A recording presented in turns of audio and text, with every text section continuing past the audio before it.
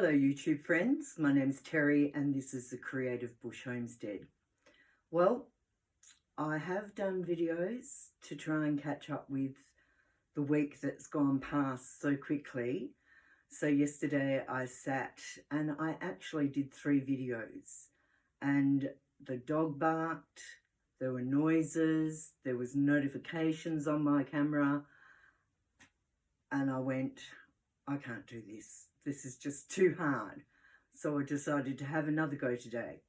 Okay, so yes, I have been busy. I have been really cranking out a lot of beanies on my circular knitting machine, the Centro one, because Easter isn't that far away. And normally I do something crafty for my grandchildren that are in WA that come with the family occasion on the Sunday, Easter Sunday. And I thought, well, this time it's coming up to winter here in Western Australia, though it may take a little while longer to get here, but that's okay. The beanies will be worn at some stage. So I thought, what can I do? Well, basically, the 2 oldest grandchildren in WA, apart from one that doesn't live very close, are Matthew and Joshua. Now Matthew's 18 and Joshua I think is going on for 15 or 16 this year. I'm not 100% sure, but I knew they would not like to wear my beanies, as would not Dexter, who is Tiffany's eldest. Tiffany has Dexter, who's 12 in, are we in April? No, we're still in March. Gosh, I don't know where the months go. So basically Dexter's 12 in April and Sterling is 9 this year. So I know Sterling would love a beanie. I couldn't see Dexter, Matthew or Joshua wearing these beanies because they're at that age where they like to get their beanies from either the surf shops or whatever is the latest in teenage wear these days. So basically, I've done some beanies. So firstly, I'll show you, I haven't actually finished them, but I just wanted to show you my progress. So basically, this is the tube that I knitted for Sterling's beanie. Now, Sterling loves Minecraft, so I'll be finishing off this beanie, and then I'll be doing some duplicate stitch Minecraft on it. So I'm sure he'll like that. Then, Elissa, my eldest, she fosters newborns and they stay with her until they go back to their parents when they're in a better situation or they move on to a family that will have them. So Jason is 4 months old. He's a little boy that Elissa is fostering at the moment. And so I thought I'll make him a little bear beanie. So I've already done the ears. Well, I haven't finished. I haven't actually completed the ears because I've done them on the 22 needle, very cheap circular knitting machine, which luckily I was able to crank out this tube on the smaller 22 needles so that I could fashion them into bear ears. Okay, so that'll have some duplicate stitch on it. That'll be the face of the bear, and then I'll just be able to make these smaller and turn them into little bear ears. So that's for Jason. Okay, then we have the twins. Now the twins are 10, they've just turned 10, and I thought, well, I know for a fact that Beth would love a hat with bunny ears on. So basically I've done another tube and oops, there was a ball of wool in there. That's obviously for something. And then once again, on the 22, I made another tube and then I duplicate stitched the inside of the bunny ears. So that's for Beth. I'll probably put, you know, they won't be really huge ears, but I'll probably put a pipe cleaner in there to make them stand up. Okay, so that's that. Then we have Dwayne. Now Dwayne, I have done not white. He's Beth's twin. He's 10, but I have done some more smaller tube to duplicate stitch his bunny ear inside in, and also his hat. So that's got to be finished. Then we are going to be going to Europe next month. So we'll be going to Europe.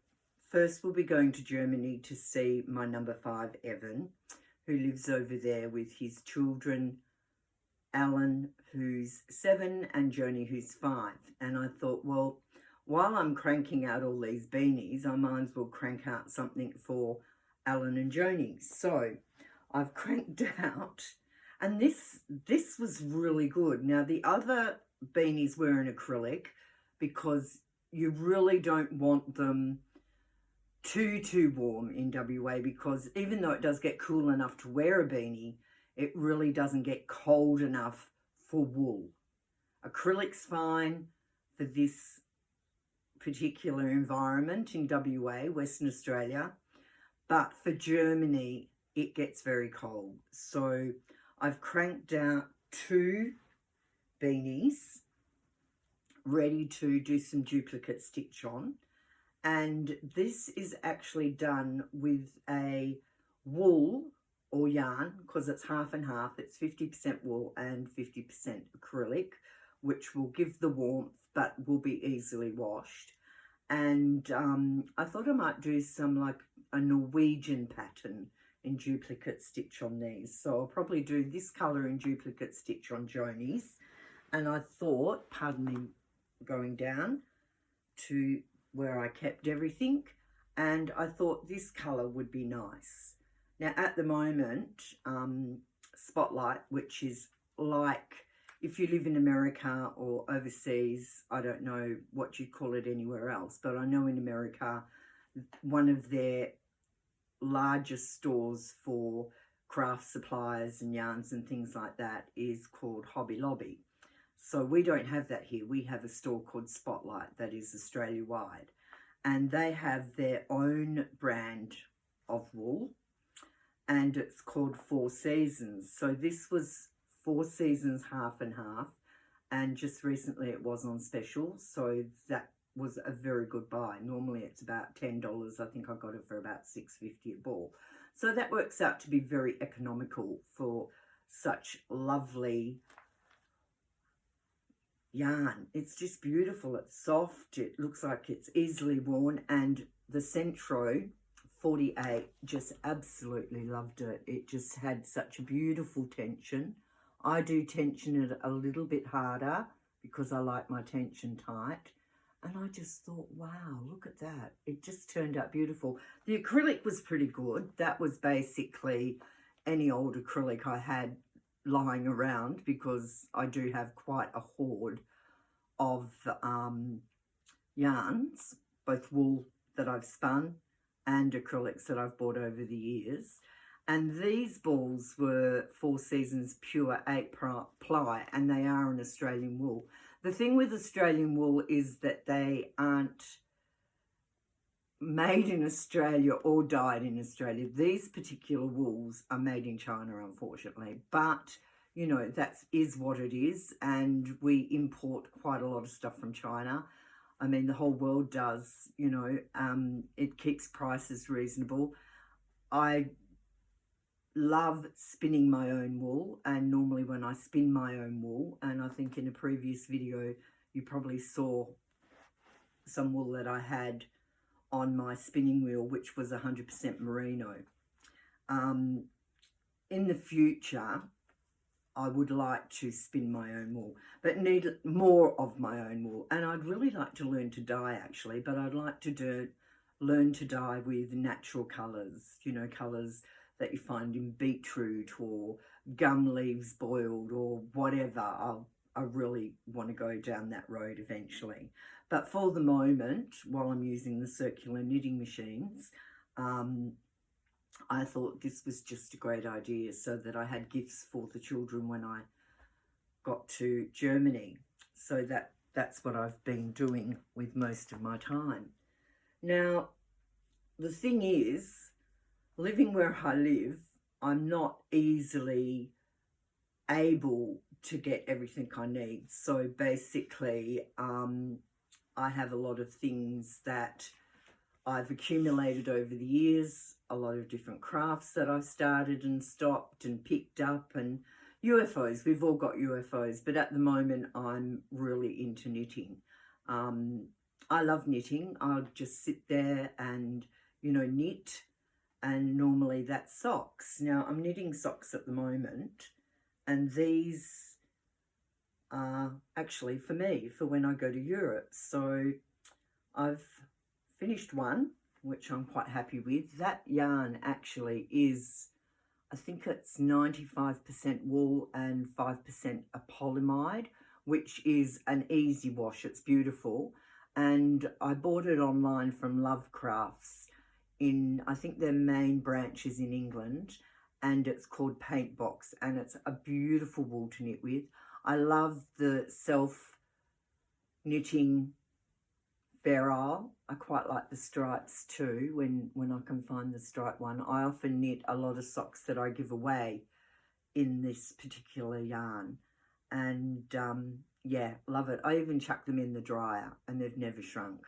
In fact, I have another pair here, which is actually a pair of socks that I knitted for Glenn quite a few years ago actually, but I was going through his cupboard and his sock drawer, and I noticed that the moths had just got to that little bit there, but that's fine. That's an easy darn. That's an easy fix.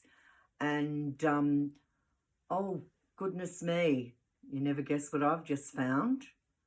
I have found another hole, but that's okay. Glenn likes wearing them.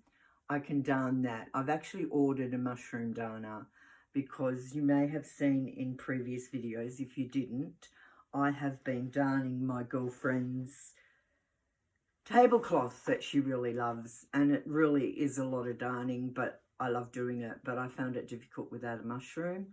I did have my mother's mushroom, but I have no idea where that's gone, but that's okay. There's a new mushroom on the way.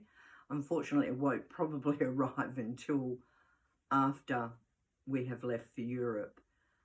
I also, when I was using my, I was really having a good old crank away with my circular knitting machines, and I saw this acrylic that I'd had, and it was a little bit thicker than what I'd normally use on the 48 Centro, and I thought, well, I'll give it a go, and if it's not going to work, I just won't push it to do it, because I don't want to damage it at the moment, because it's virtually the only one I've got left, because the 22 needle one, which did come in a Centro box, even though it didn't have a Centro name on it, never really worked well from the start, and then eventually it just wouldn't work. So I will be investing in the Addy 22. But anyway, I did this particular tube on the 48 Centro, and that's been really good.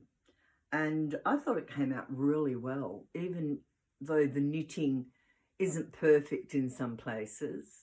It came out well, and I thought, gee, what am I going to do with that? I personally wouldn't wear it as a beanie. Somebody might have, but because the actual knitting wasn't perfect everywhere, I thought, no, there's no way I can give that away. So I thought about it, and I thought, in the past, I've actually seen people have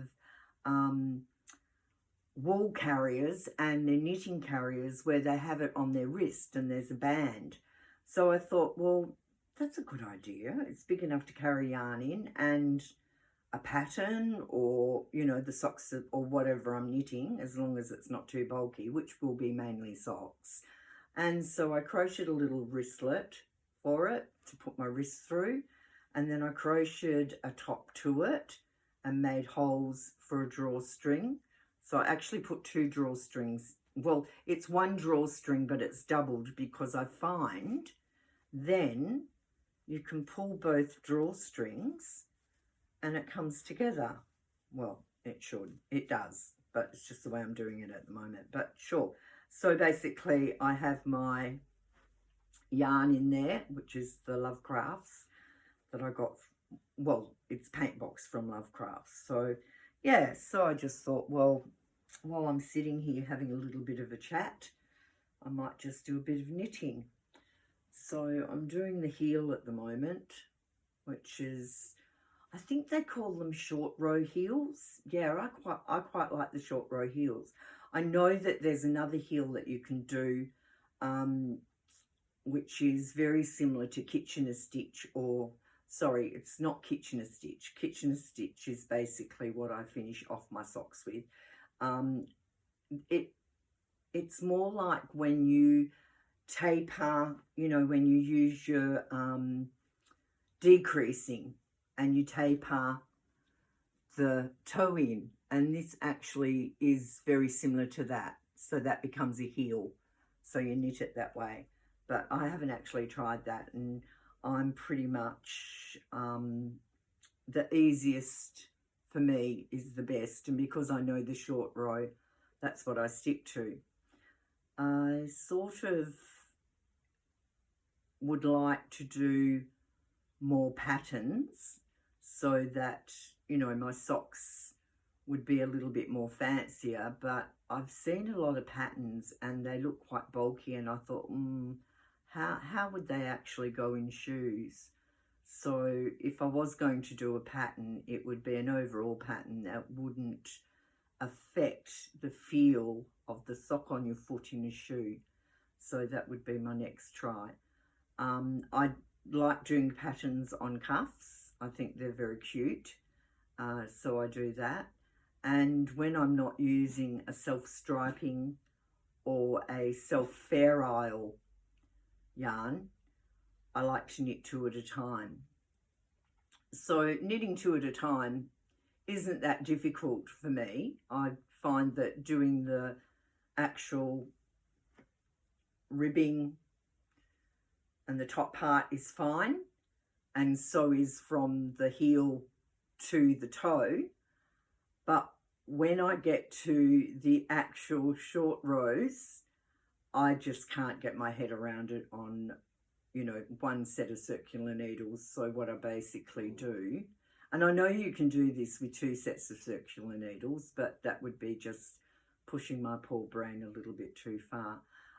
So basically what I do is I knit the first part of the sock, because I knit top down, and then I put one sock onto stitch holders, continue on with the short row heel, then I take that off, because then you've got a basic, come back to a basic round where you'll finish the rest of your foot length, and I put them on to needle holders, and then obviously the ones that haven't got the heel done, I take them off, put them on the circular needles, do the heel, bring back on the ones that are ready to go for the main part. So I end up knitting the main part of the foot both at the same time, finishing them both off with Kitchener Stitch at the same time. I find that's the easiest way for me to do it. I know there's lots of tutorials where you can actually do it, you know, and learn how to do it. There are ones where they use 2 circular needles, or magic loops as they call them. And there's one where they only use 1 set of these circular needles, and yeah, but maybe if I'd learnt to do it, you know, 20 years ago, I probably would be better, more proficient, as they say. But nevertheless, I'm quite happy to knit socks this way. It's going to be a long plane trip to Germany, and my biggest worry is, what am I going to do on that long plane trip? So I bought some cheaper bamboo needles, and I thought maybe I could shorten the length, because I really don't need a lot of length for the stitches to be on, and I really would like to be able to knit on the plane. And I thought, well, they might look at the bamboo needles and think they're skewers and not let me on with them, and then I've got wool, but what am I going to do with it? I don't know if they let you on with crochet hooks. I'll try and find a wooden crochet hook so I can take that on. I don't think I can harm anybody with a crochet hook. So I'll at least have some yarn with me if they do decide to take my bamboo needles off me. I thought that perhaps if I made the bamboo needles, you know, like that little bit shorter and more rounded at the end, then I may be able to get through customs with them, so that would solve my knitting problem. I will be taking my favourite needles with me.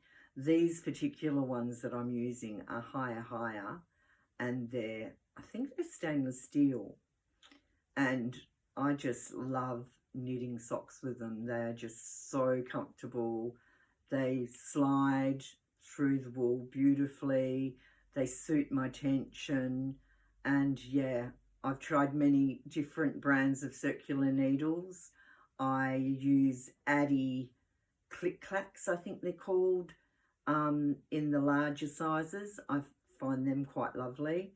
I've had Addy Bamboo. I wasn't really that happy with it, but I sort of hope that these cheaper bamboo needles, which I think it was $11 for about 6 different sizes, amazing. I will adapt myself around that just to be able to knit while we're flying. And yeah, so it's quite exciting. We leave in just over a month. Well, we're not packing a lot. We do have a river cruise to go on while we're away. That's only for a week, and that's basically not far from where my son lives and the children, and his ex-partner Carmen, who has the children with her. So we'll probably be staying at Carmen's, and they live not far from Cologne, and the river cruise actually goes from Cologne to Cologne. So that's perfect for us. And then we're going to be away for nearly 10 weeks, which is really huge for me. I don't know. Look, I'll cope and I'll enjoy it while we're gone, but the build up to it for me is, there's a little bit of anxiety, say, because Glenn really is a fly by the seat of your pants sort of guy. You know, he starts things and he finishes them, like, you know, but he may decide to start it tomorrow. And then next thing you know, you've got, you know, all these rooms being tiled and renovated in your house. And it's like, oh, okay, so I've got to go with the flow. I just go with the flow with Glenn. That's the best way to do it.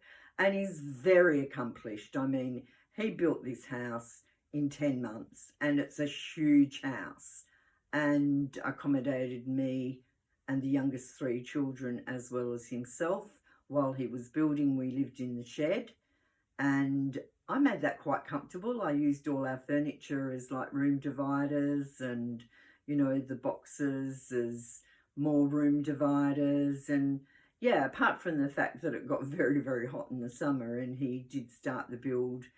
He started the build in May 2018, and we moved in April.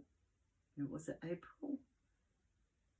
We moved in April, but he started the actual build later than that, maybe. Anyway, it didn't take him a year, that's for sure. Some people have to really take a long time, because he actually stopped working. We lived in the shed, which was going to be our main source of income when the house was built, and because he was panel and paint then, and he's since retired. So he built the house. I mean, very unexpected for him to build the house. The house I designed never to be built, because I actually wanted what we call in Australia a Queenslander, which would have been done with fibro cement boards, and I expected somebody to come and build it. And of course that didn't happen, because at the time everybody was building south of Perth, not north of Perth like we are, and it was very difficult to get anybody to do anything. But Glenn never wanted a Queenslander. And he said, oh, well, I'm going to build it. And I thought, gee, hun, I know you can do so many things. You've proven that over the years with renovating other homes that we've had and adding on rooms. And doing different things, and I thought, but gee, this is going to be a huge task. But he says, no, I'm going to build it. And I said, but Glenn, you're not a bricklayer.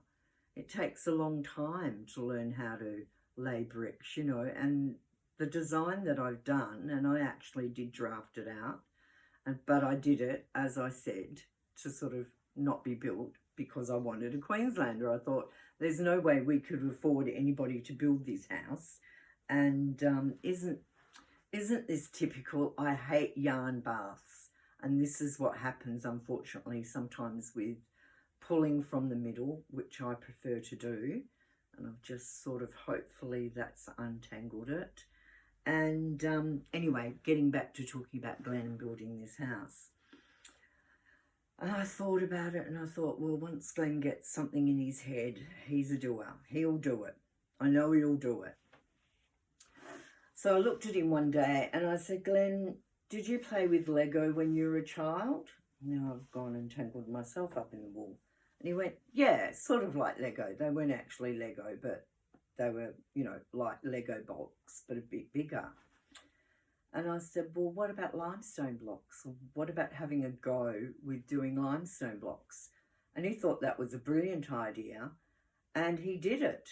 And he had a couple of accidents, but we'll save them for another time. Otherwise, this could go on for years. And he built it, you know. He built the frames, he put the roof on. Our older boys helped him. In fact, our 16-year-old Ryan at the time, our number 3, was 16. And he didn't want to continue on with school. So, and it's a bit limited up here with school anyway. They only go to year, 10, and then 11 and 12 is normally done by correspondence, or they have to have a really, really long bus ride to another school. Anyway, he didn't want to do that. And I said, well, if you're not going to continue with school, then you can help your father build the house. So he basically stuck it out with building the outside, because Glenn did the outside first, and to the last limestone block. And then he'd had enough. So he went off to live in Perth and found a job. Anyway, back to the house. So then the boys helped Glenn put the A-frames up for the roof. So the roof is all metal. And he'd already put in the posts for verandas, which are 3 metres wide all the way around the house. So then the roof just had to go onto the veranda structure. And yeah, then he was inside. So he had the roof on, he had the walls on, the windows in, everything was done. Obviously the concrete was down, the plumbing had been put in by somebody, won't go into that either. Had the electrical put through, that was another problem, but that's okay. We had a son-in-law because Alyssa ended up getting married while we were still building, and she married an electrician. Handy. Anyway, so that was done. So during the hot months, he was able to actually build the internals with the brick that we call vertical. So one day I'll take you for a walk through. It's a beautiful home. At the moment, it's not as I would like it because he's just finished tiling the last room, which is the laundry. There's been a lot of dust flying around. I've just been able to keep this room and a couple of others like the bedrooms as nice as I'd like them to be. Okay, so my wonderful husband built this amazing house for me, which I actually called the Taj Mahal. Thank God I was still alive when he finished building it. And I remember my brother Adam, my youngest, my baby brother, he got up and spoke for us at Alyssa's wedding, and he was talking about the house that Glenn was building, and he said that it had more iron than the Sydney Harbour Bridge, more limestone than the pyramids, and you needed a monorail to get from one end to the other. And he wasn't wrong there, because basically it's a big home. We had the last 3 children living with us. That was Tiffany. She was 11 when we moved up here. Evan was 6 and Annalise was 5. So it worked out very well. and obviously they went to the Gin Primary School because that's the area that we live in. You would have seen the video that I put up before I came on with a lot of people are calling them podcasts. I always thought podcasts are just to listen to, but you don't have to watch me all the way through if you just want to sit down and relax and get on with what you're doing during the day, and you find something that I've talked about interesting, then I guess it's like a podcast. So, and that was the intention of me doing these videos, is that it was more about, what I'm doing, what I'm enjoying doing. I showed you in one video some leather that I recycled into a folding pouch, I guess you could say, for my stranded DMC cottons. So I will occasionally do things like that, but basically these videos are about my life on the block. It's a 5-acre block. We live in what's called a rural industrial area, which meant that Glenn could panel and paint here. Mainly we did our own word of mouth panel and painting, and we still had some clients from when we were in the northern suburbs of Perth. So that kept us going for quite a few years. And then, like I said, now we're retired, he doesn't stop. He just completely keeps making things or renovating, like he has been doing with the wet areas in our home, which is a new ensuite now, a new family bathroom now with the family toilet, the laundry, which he's just finished, and he did start off by putting up some new tiles in the kitchen, repainting the cupboard doors and everything in a more durable paint. And yeah, he basically did everything apart from the plumbing and the wiring. So as I said, he's a man that stops for nothing, and if he gets an idea in his head, he'll do it. So basically, getting back to what I was saying, because I do have a tendency to segue, and I've got to try and remember what I was talking about.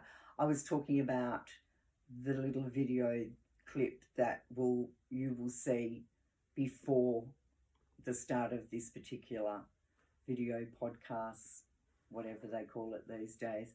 And that is actually a room that was used for the grandchildren to play Lego in, PlayStation, whatever. They're now getting bigger. They don't actually come in this room. The older ones have their own screens. So if they come for a function, where do you find them? If they're not hunting with the younger siblings for Easter eggs on Easter Sunday, you won't see them again. They'll be off on their screens because, nanas can be a bit boring now that they're bigger boys. That's fine. And I thought, well, I'm not going to waste this room. And I'd been watching Kate on The Last Homely House, and I'll put her in my description box below. And she actually had a little wet room off the area where she does most of her sewing. So what she'd done was she was going to do some more spinning. She hasn't spun for a while. So she decided to turn that little wet room area into like a spinning nook. And I thought, wow, that's what I can do with the study. So the study is just a lovely place for me to sit and in the quiet and do my embroidery, my knitting. I have my spinning wheel in here now. I have the desk in the corner, which was the last thing you saw on the finish of that little video, where I do genealogy, which I love doing, and I've gotten quite far back with that. So that's a nice quiet area to do that. I also have guitars in here and a little ukulele, which I did play the guitar many years ago when I was in the army. I taught myself, but I've since lost it. I mean, if I picked it up and I practiced properly, I could play it again. So I have a beautiful guitar with a beautiful tone, and I also have Annalise's classical guitar. So I have one with metal strings and a classical, and that's what she learnt to play guitar on when she was at school. She also learnt to play the clarinet, and now she plays numerous instruments and has the most amazing singing voice. She actually has made some, well, she was a guest artist for somebody, and there was a video done with her singing and in it, and that video actually, and the song won, I think it was quite a few years ago now, good 10 years ago, a Triple J award. Triple J is actually a music station we have in Australia. Okay, well, I hope you're all having a good weekend. Today's Saturday here. Glenn's off at bowls, which he normally is on Saturdays and Thursdays, which is my quiet time. I have Bear, my beautiful foxy cross Tenterfield Terrier here lying down on the ground. Bear, would you like to come and say hello? I might just see if you'll let me pick him up. Come here, Bear. Come on, baby. Come on, Bear. Come on. Come and say hello to all my YouTube friends. Oh, yes. Isn't he a beautiful boy? Look at that face. You're not going to look at the camera. I know you can't see the camera, but he's adorable. We've only had him for a year.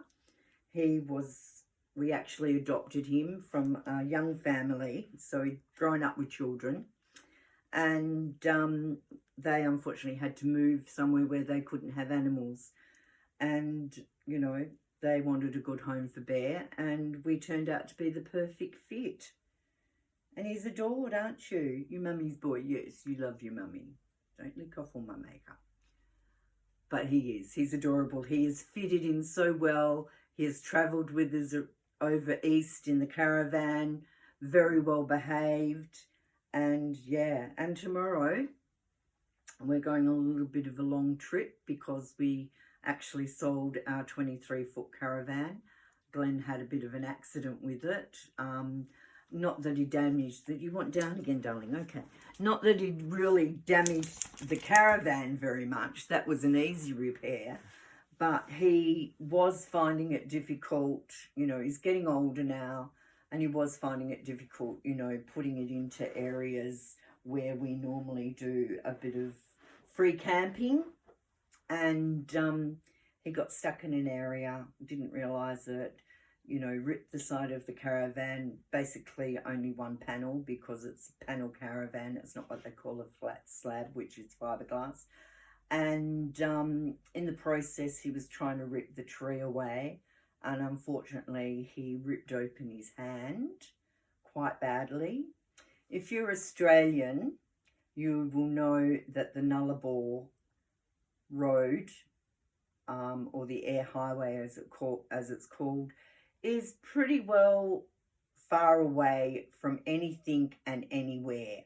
So there was no way we were going to be able to jump in the car and go to a hospital and get Glenn stitched. Luckily, my son was a medic and served in Afghanistan, and many years ago when I was in the army, as was Ryan, I did enrolled nursing, so I had a reasonable idea, and I carry around just about a whole, you know, doctor's surgery of things to repair our bodies with, I guess you could say. Couldn't do a lot with the van except put a bit of masking tape on it so it didn't leak water from the side in. But when it came to Glenn's hand, it was pretty jagged and pretty messy. So I actually rang my son Ryan. Thank goodness there was, and this is a good thing too, travelling in Australia, I'm with Optus because I can get a lot of gigabytes while we're travelling. Glenn's with Telstra for emergencies. So luckily where we were in this campground, which was a free camping ground we found on Wikicamps, we were able to get Telstra. So I was able to ring Ryan, show him what his father had done, discuss with him whether I'm going to stitch it or whether I'm going to steri-suture it, whatever. And Ryan said, you know, we discussed it and we came to the ideal conclusion that I would steri-suture it, and Glenn didn't want to go rushing. I think it was 900 or 600 kilometres to the nearest hospital, which was Kalgoorlie.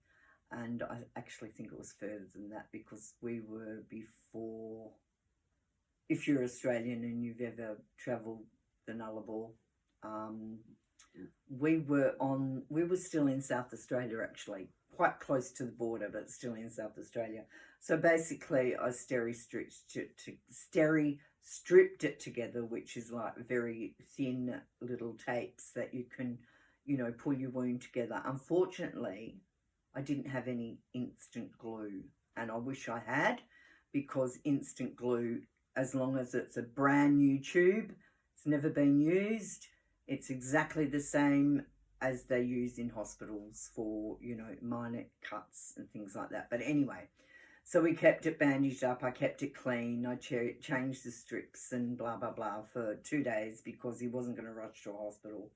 Went to the nearest hospital, which was Kalgoorlie, and they looked at it and said, oh, it's fine, you know, obviously we can't stitch it, it's not a fresh wound.